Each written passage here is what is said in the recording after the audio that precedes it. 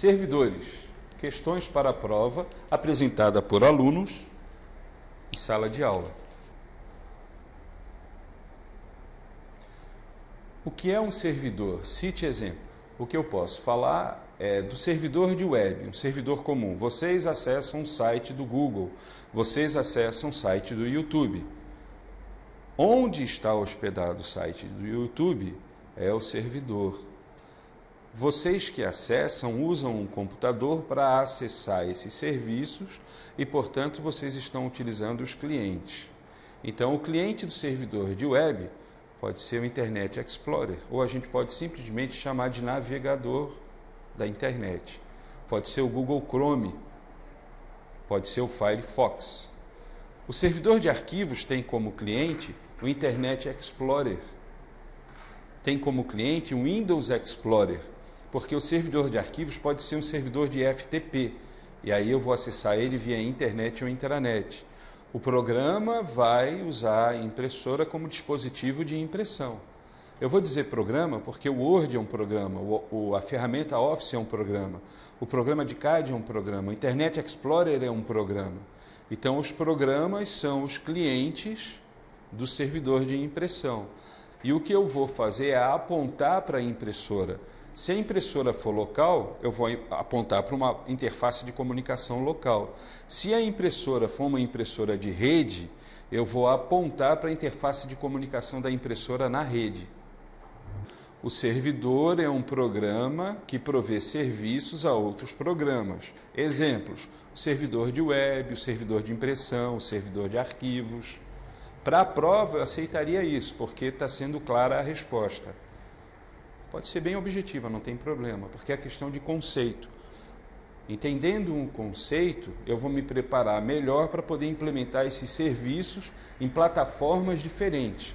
Linux, Microsoft, Unix.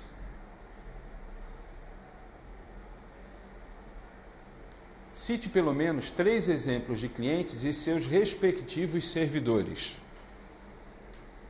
O primeiro cliente que eu imagino é aquele que é mais usual, aquele que eu uso para navegar na internet.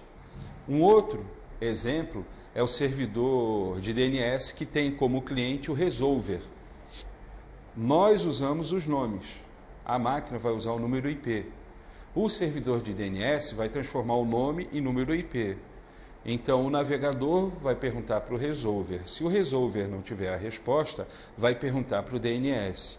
O DNS, se não tiver a resposta, vai perguntar para o próximo servidor de DNS. Quando ele obtiver a resposta, ele vai passar o número IP para o navegador, que é o cliente do servidor de web. O navegador vai passar a pergunta para o servidor de web, ele vai estar dizendo manda a página, o servidor de web vai mandar o código para o navegador vai interpretar esse código e a gente vai ver a página. Só que isso acontece muito rápido. Mais um exemplo é quando eu preciso acessar arquivos dentro da empresa e vai ter um servidor de arquivos. Eu posso dizer o seguinte: com o sistema operacional eu vou acessar os arquivos. Com o Windows Explorer eu vou acessar os arquivos. Qual o papel do servidor de DNS? Exemplifique. O servidor de DNS é responsável pela resolução de nomes. Exemplo: quero acessar o site do Terra. Eu vou escrever terra.com.br. O servidor de DNS vai me responder com o número IP. Quem é o cliente do servidor de web? Quem é o cliente do servidor de web? O browser, o navegador de internet. Eu posso citar alguns produtos: Internet Explorer, Google Chrome, Firefox, Opera, Safari. Aí depende da plataforma de tecnologia. O que é necessário para implementar o serviço de impressão utilizando a intranet? Inicialmente eu vou instalar o Windows Server 2003, depois eu vou instalar o servidor de aplicações, aí nesse momento é instalado o servidor de web, que é denominado IIS. Em seguida eu vou instalar o servidor de impressão e depois eu vou instalar o serviço que me possibilita imprimir através da internet. Eu vou instalar o protocolo IPP. Com isso, eu vou poder instalar os drivers de impressão e os navegadores vão poder acessar o serviço de web, vão ter acesso, desde que tenham as credenciais necessárias, ao serviço de impressão via internet. No navegador eu vou ver as impressoras disponíveis, vou clicar nelas, vou poder instalar o driver na minha máquina e, além disso, também vou poder monitorar o que está sendo impresso, vou poder monitorar a fila de impressão.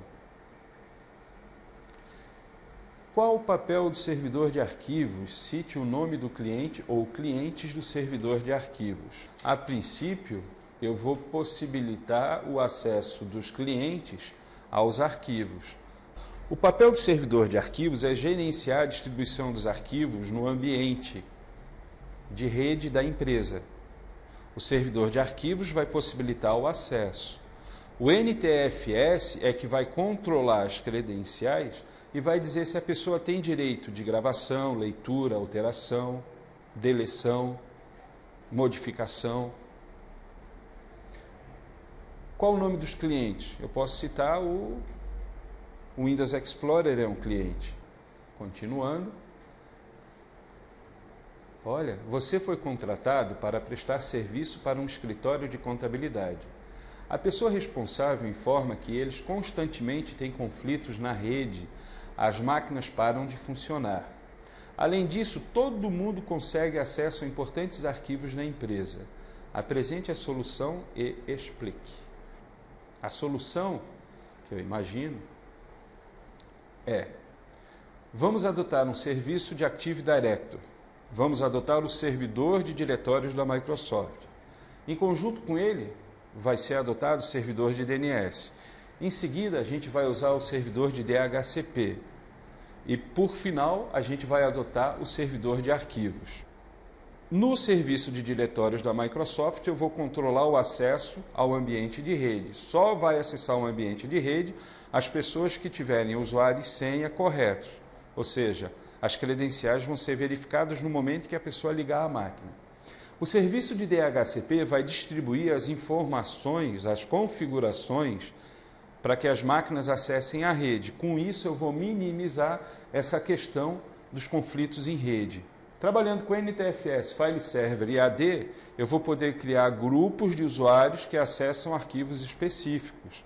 E até vou poder dizer, esse usuário só pode ler, mas esse usuário pode modificar, mas ele não pode apagar.